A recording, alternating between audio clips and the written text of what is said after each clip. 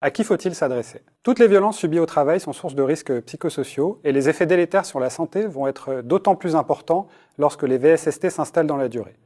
Les dénoncer n'est jamais évident, mais il existe différents interlocuteurs dans et hors de l'entreprise que vous pouvez interpeller. En premier lieu, il est fondamental d'alerter l'employeur, tenu de prendre toutes les mesures nécessaires pour assurer votre sécurité et protéger votre santé physique et mentale. Vous pouvez vous adresser directement à lui, ou encore au service des ressources humaines, et enfin au référent en matière de lutte contre le harcèlement sexuel et les agissements sexistes, présent dans les entreprises d'au moins 250 salariés. Cependant, lorsque l'auteur des faits est l'employeur ou un responsable hiérarchique, il est préférable pour la victime de se rapprocher du CSE, soit pour qu'un élu mobilise son droit d'alerte en matière d'atteinte aux droits des personnes, pour faire cesser la situation et obtenir une enquête, soit pour se renseigner auprès du référent VSST. Si la victime ne souhaite pas faire connaître sa situation au sein de l'entreprise, alors il est possible d'obtenir de l'aide auprès d'acteurs extérieurs. L'inspection du travail, elle peut mener des enquêtes en toute confidentialité et signaler les faits aux autorités compétentes pour engager des poursuites pénales, par exemple. La médecine du travail, ensuite, elle est soumise au secret médical, elle peut constater une inaptitude ou obliger l'employeur à aménager le poste de travail. Ou encore les associations spécialisées, comme l'Association européenne contre les violences faites aux femmes au travail,